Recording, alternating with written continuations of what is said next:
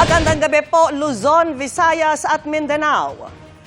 Nagbitiw bilang mambabata si Ako Bicol Party List Representative Zaldico sabay sa deadline ng Kamara ngayong araw para umuwi siya ng Pilipinas. Dahil anya yan sa banta sa kanyang buhay at pamilya. Pero tuloy ang reklamo laban kay Ko sa Kamara kahit pa nag-resign na. Humiling na rin ang DOJ ng Blue Notice mula sa Interpol para matukoy kung nasaan si Ko. Nakatutok live si Sandra Aguinaldo. Sandra. Vicky Emil, nagbitiw na nga bilang kongresista itong si Congressman Zaldico pero ayon na rin sa ilan sa kanyang mga kasamahan dito, hindi man siya humarap sa Ethics Committee ay hindi pa rin niya basta-basta maiiwasan ang mga kaso laban sa kanya.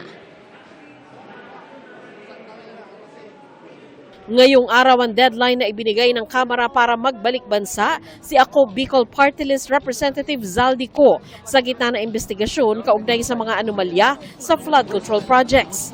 Pero sa halip na magpakita sa Kamara si Ko, isinumite kaninang hapon ang kanyang resignation letter bilang miyembro ng Kamara. Naka-address ito kay Speaker Faustino D. III at sa Committee on Ethics and Privileges. Sabi ni Ko, effective immediately ang kanyang irrevocable resignation dahil sa anyay mga banta sa kanyang buhay at sa kanyang pamilya. Binanggit din niya umunay pagkakait umano ng due process sa kanya. Ang Ako Bicol Party List daw ang pipili ng kanyang magiging kapalit. Ayon kay Ko, ipatatanggal na rin daw niya ang kanyang gamit sa kanyang opisina sa Batasang Pambansa. Matatandaang noong Hulyo pa naka-medical leave si Ko sa gitna ng kontrobersya sa mga flood control projects. Si Ko ang dating chairman ng makapangyarihang House Committee on Appropriations na nagbalangka sa 2025 national budget na nabahira ng issue ng budget insertions. Nagtungo ng Amerika si Ko para magpagamot pero binawi kamakailan ni Speaker D ang kanyang travel authority. Sa pinakahuling impormasyon ay wala na sa Amerika si Ko na sinasabing nasa bansang Spain ngayon. Sa kanyang sulat, sinagot din ni Ko ang ethics complaint na isinampalaban sa kanya ni Representative Toby Tiangco. Anya, walang basihan ng akusasyon ni Tiangco na siya ang mastermind at nagpahintulot ng last-minute insertion at realignment sa 2025 General Appropriations Act o GAA. Lahat daw ng items sa 2025 GAA at bicameral report ay inaprubahan sa plenary sessions at sumunod sa proseso ng Kongreso. Improbable o malabo daw kung hindi man imposible na siya lang mag-isa ang naglagay ng mga naturang insertion nang walang approval ng Senado at Kamara. Kalaunan, pinirmahan daw ito ni Pangulong Ferdinand Marcos Jr. na nangangahulugan umanong nasuri ito ng mabuti ng Pangulo. Mainam daw na hintayin na lang ng Ethics Committee ang desisyon ng Supreme Court at Ombudsman sa mga kaso kaugnay nito.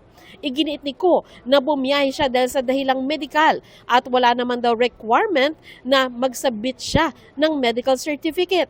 Hindi rin daw totoo ang paratang ni Tiangco na dinidisplay nila ng kanyang pamilya ang kanilang maggarbong pamumuhay. Itinanggi rin ni Ko na kumita siya bilang kongresista mula sa mga proyekto ng SunWest Inc. na dati niyang pag-aari.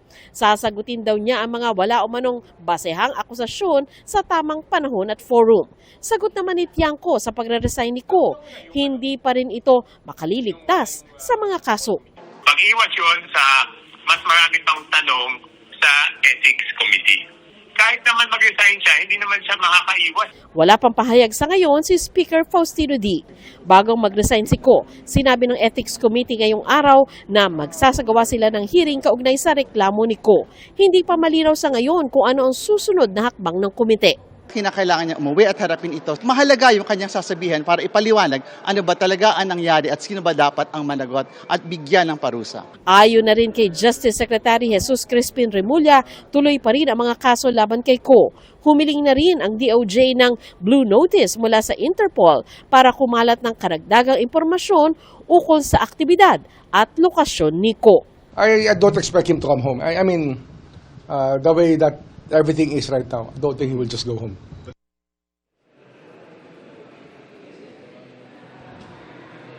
Emil, nag-press conference ngayong hapon si Speaker Faustino D. at si Ethics Committee Chairman JC Abalos at abangan niyo po ang detalye niyan maya-maya lamang. At samantala sinabi naman po ni COMELEC Chairman George Erwin Garcia na intay nila yung sulat mula sa Kamara para maitalaga yung susunod na Ako Bicol nominee na papalit kay Ko. Emil? Maraming salamat, Sandra Aguinaldo.